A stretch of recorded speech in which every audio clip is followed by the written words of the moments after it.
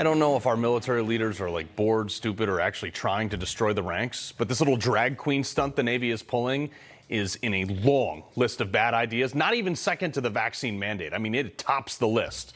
And before I go any further, I really don't care if you're offended by any of this. I'm interested in protecting America, and you probably should be too.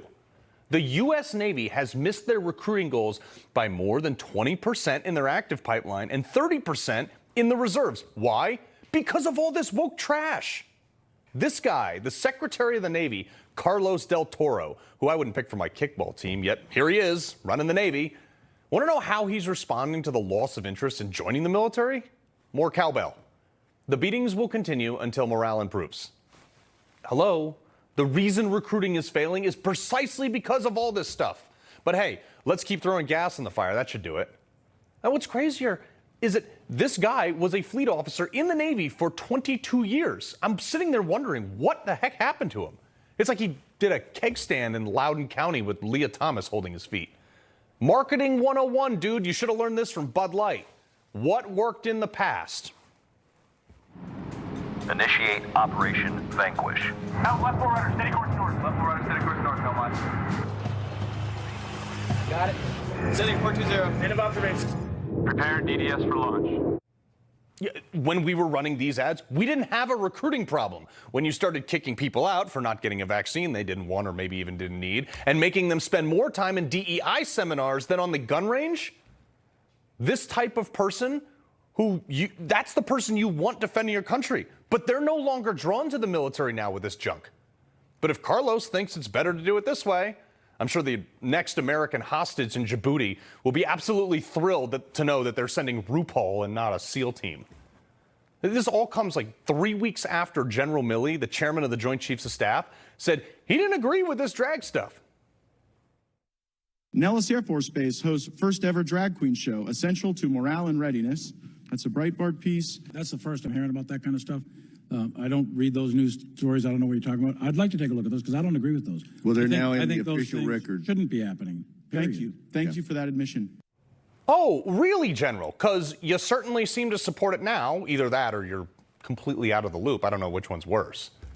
Who in their right mind wants a bunch of weirdos as brand ambassadors on TikTok for the world's greatest fighting force? We have nuclear-powered aircraft carriers that go as fast as most jet skis. We have silent underwater war machines that can launch nuclear warheads anywhere in the world at any target at the push of a button. Fighter jets that go over 1,000 miles an hour. There was a time, as recently as my service, when if you were an enemy of the United States of America, people like me and my friends would find you and kill you in the middle of the night and your neighbor wouldn't even know we were there. That is how you recruit people to the military. Getting some gender-fluid cross-dresser to speak out on TikTok, no less, does not make America safer. The military is not a village people social experiment, Carlos. Other countries are laughing at us. Even Canada is. China thinks this is great, though. But we're about to learn a really hard lesson, and then one that may actually be the downfall of America.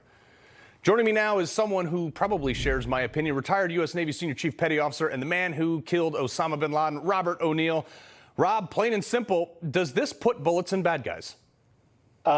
Thank you. It's always good to talk with you, Carl, and yes, we're on the same side of the mission here. I don't have a problem with what anyone does when the doors close behind them, but right. it's coming out front here and showing a drag queen as being the head of a yeoman as the face of the toughest navy in the world.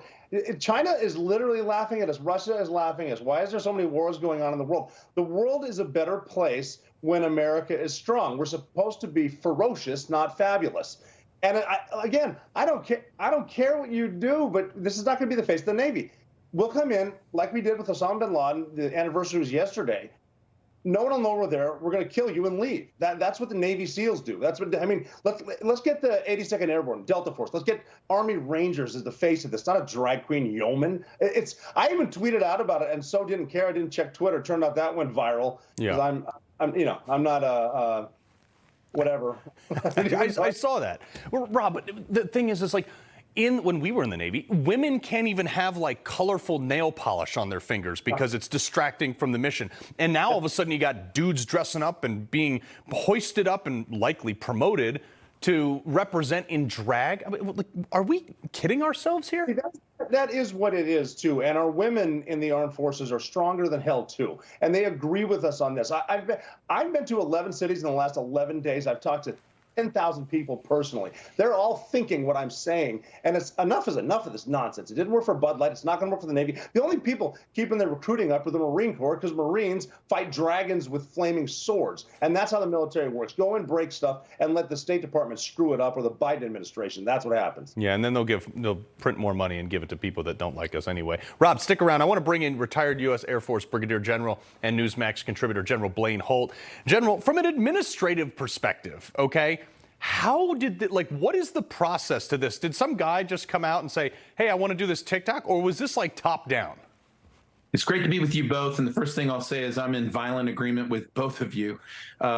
This is when an administration that's highly politicized, that wants to change America top to bottom, soup to nuts, every single agency comes to the Defense Department, completely disregards our mission of defending the nation against all enemies, foreign and domestic, and then implants their DEI overlords to implement these programs. Well, here's the problem. They're engendering disrespect amongst our enemies at a time when we're being threatened with nuclear weapons in World War III. This is no time for us to be weak like this. And unfortunately, I can only draw the conclusion that it's with intent. They are weakening our military, from Kabul to wokeisms to the vax policy, and now further stuff that will only entice warfare against the United States of America. This is dangerous. General, before I go back to Rob, Indiana Congressman Jim Banks, he pressed Defense Secretary Lloyd Austin over the Pentagon's comments about this. He very bluntly asked the following questions. Do you believe TikTok videos of sailors dressed in and performing drag is in the best interest of the Navy, recruiting efforts, and et cetera? Does this ultimately increase or decrease the Navy's overall recruitment? And do any of our foreign adversaries like Russia and China use similar recruiting techniques that promote drag shows? What do you think the answer there is going to be? Yeah, there's no answer. He should be speechless. And they should now have accountability for this national security team that not only weakens us here and makes us look like the laughingstock. Think of the 17 million veterans who have served this nation so well with all of its wars, from World War II to right now, all watching with horror as we see that we're abandoning, in my Air Force life, fly, fight, and win, or warheads on foreheads, to nonsense. I identify as a llama. Come join us. Yeah. But Rob, a lot of these people making these decisions, and you know this better than anyone, is that they've never dodged a bullet. They've never had lead swift over their head at 3,000 feet per second. And they're saying these are the priorities when we go downrange. And I asked earlier, like, look, if we lose an American, or American is taken hostage somewhere in the Middle East or wherever, do you think that they're going to be asking, what gender they identify as when they come to kick down the door of terrorists and rescue them? No, they won't ever. I served 17 years as a Navy SEAL. I knew damn well I served with some gay Navy SEALs. That's fine. I knew a transgender Navy SEAL. I don't care what you do behind closed doors. Can you pick me up after I get shot when I'm wearing all of my gear? That's it, period. Will the Air Force show up as a man or a woman dropping, like General said, warheads on foreheads? Can the A-10 pilot show up with that big flying gun? That's all I care about. This other nonsense is distracting. And like General Holt was saying, it's got to be from the interior. Someone's trying to do this. We need to wake up. We need to be more like the Marine Corps and move forward. But General, that was the premise of Don't Ask, Don't Tell. I knew it. I had a ton of guys, not a ton, but there were some guys in my unit, just like Rod, that everybody knew were gay. Nobody said anything. Nobody cared. We didn't have DEI. We didn't have acceptance policies and trust falls and whatever the crap they come up with. This is infuriating. Why have they just forced it to be celebrated? They're just weakening us. And by the way, the Marine Corps, as of right now, they're down 100 full bird colonels, begging those with retirement papers in to stay. This is a crisis. America deserves the world's greatest military, and she ought to be calling Congress on the phone and melting their switchboard. Yeah, I sure hope so. But Rob, how do we fix this, though? Like, how do we go back? How do we put the cat back in the bag, I guess? Well, I mean, I think it's got to start now instead of the top down, from the bottom up. And we have some really, really good officers in there that are 04, 05 level.